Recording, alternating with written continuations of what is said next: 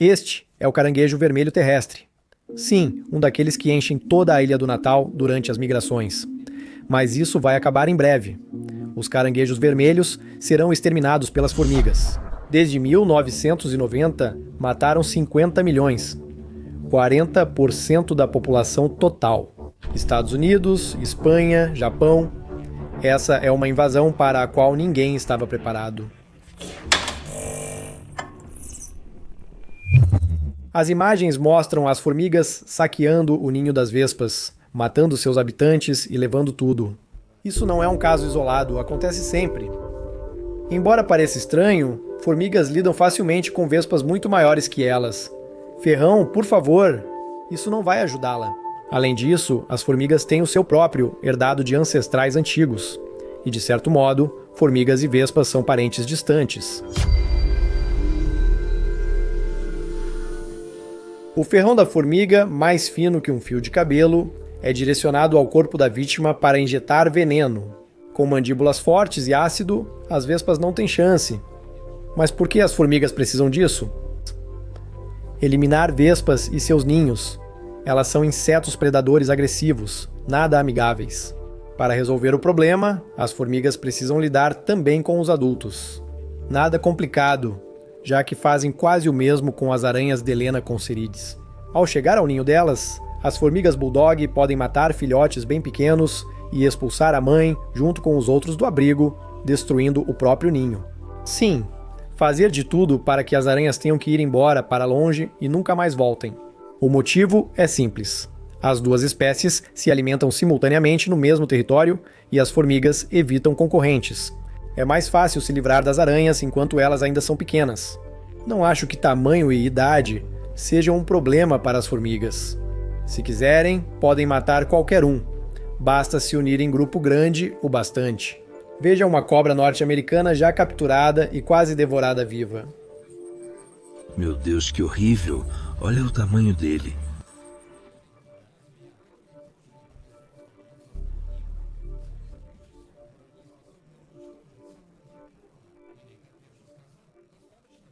Isso não vai contra alguma lei da natureza? Sim, vai contra alguma lei da natureza. Isso não significa que as formigas não possam pegar um lagarto inteiro. Na verdade, não.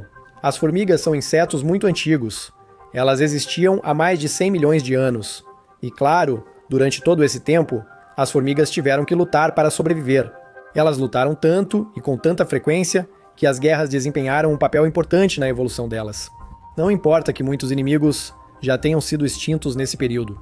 No passado distante, os principais inimigos das formigas primitivas eram dinossauros, aves e mamíferos. Naquela época, era possível usar um ferrão poderoso, mas contra outros insetos isso não ajudava. Então, o ferrão se transformou em um sistema de liberação de substâncias químicas, que podiam ser usadas contra outras formigas. As mandíbulas ajudam muito.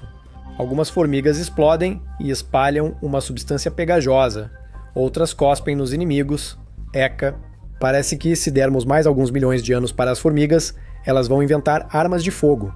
Isso se parece com o desenvolvimento da inteligência artificial. Já existem vários exemplos de como ela não só aprende durante o jogo, mas também consegue encontrar uma brecha no sistema. Sim, a inteligência artificial já consegue hackear jogos simples e burlar regras. Foi criada há pouco tempo. Não surpreende que as formigas tenham alcançado muito mais em centenas de vezes. Esta é uma colônia comum de formigas. E isto? Bem, isto também é uma colônia. Ela pertence às formigas argentinas. Elas eram nativas das regiões subtropicais da América do Sul, mas no início do século XXI já estavam presentes na África do Sul, Mediterrâneo, Austrália, Nova Zelândia e Califórnia. E isso é uma catástrofe. Ao chegar a um novo território, as formigas argentinas começam a eliminar todas as formigas locais de qualquer espécie, para eventualmente formar uma enorme megacolônia.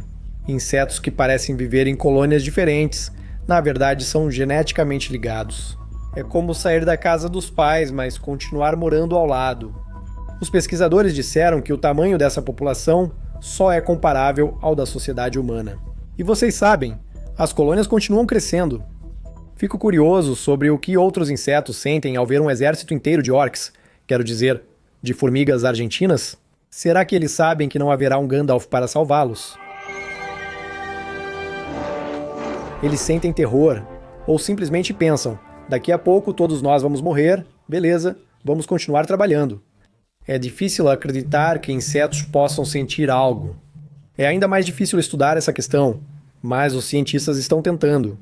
Por exemplo, fizeram um experimento com moscas das frutas, induzindo nelas medo de predadores, e conseguiram.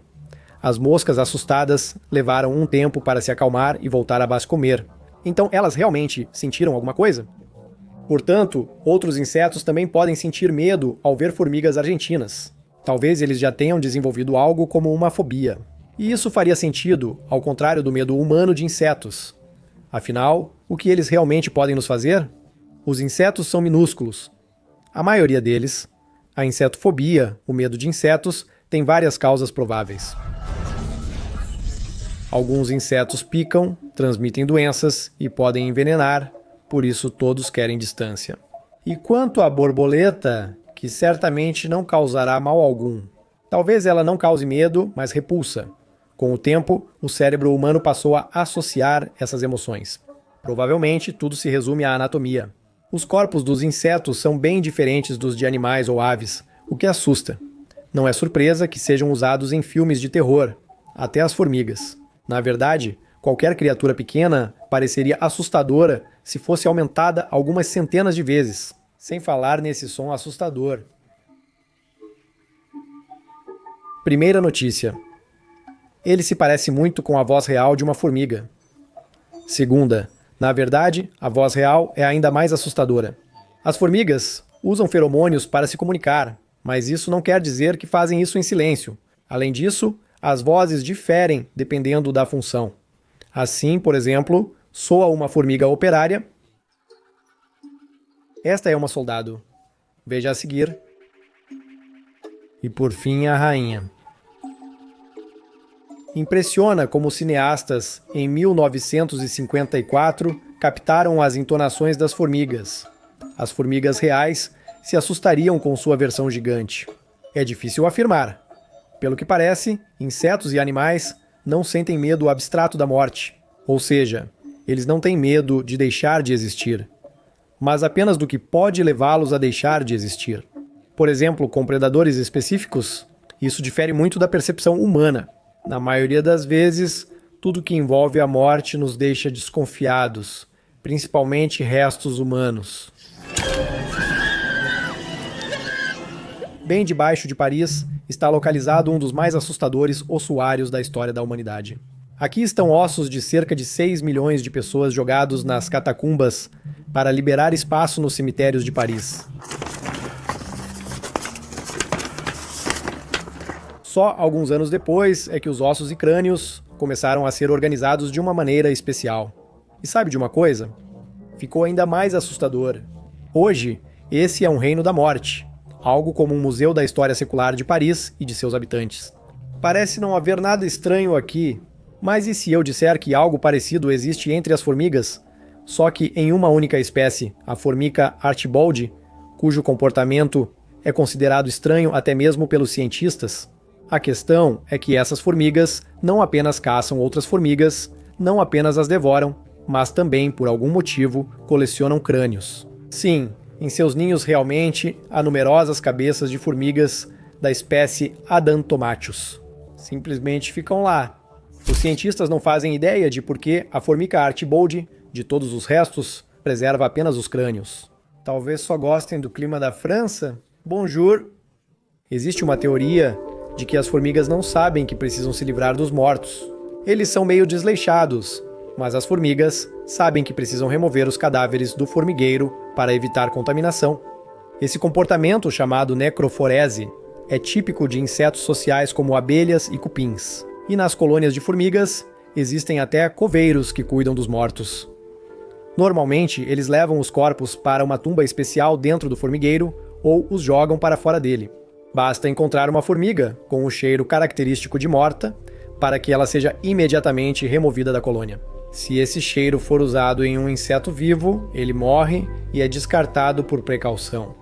E aqui vai um fato que simplesmente me surpreendeu. As formigas sabem que contato com mortos traz risco de doenças, mas não tem proteção nem podem lavar as patas. Por isso, os coveiros mantêm distanciamento social para evitar infectar outros.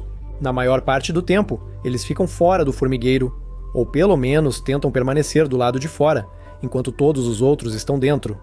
Além de enterrarem os mortos, as formigas cuidam dos vivos. Na verdade, nem sempre é preciso usar medicamentos humanos, pois a natureza às vezes resolve sozinha. Durante a Guerra Civil dos Estados Unidos da América, médicos observaram que muitos ferimentos de soldados apresentavam um brilho esverdeado azulado. Além disso, essas feridas cicatrizavam mais rápido e deixavam menos marcas. Imagine, muita sujeira, falta de higiene, insetos, mas ainda assim, as pessoas se recuperam milagrosamente. Chamaram esse fenômeno de brilho angelical na época. Só muitos anos depois, os cientistas conseguiram descobrir que nenhum anjo participou do processo de cura. Mas havia ali bactérias Photorhabdus luminescens. Elas liberavam substâncias químicas que matavam todas as outras bactérias e, por isso, agiam como antibióticos. Os antibióticos das formigas funcionam de outro jeito. Sim, antibióticos de formigas. Surpreso? Entre as formigas, há coveiros e químicos.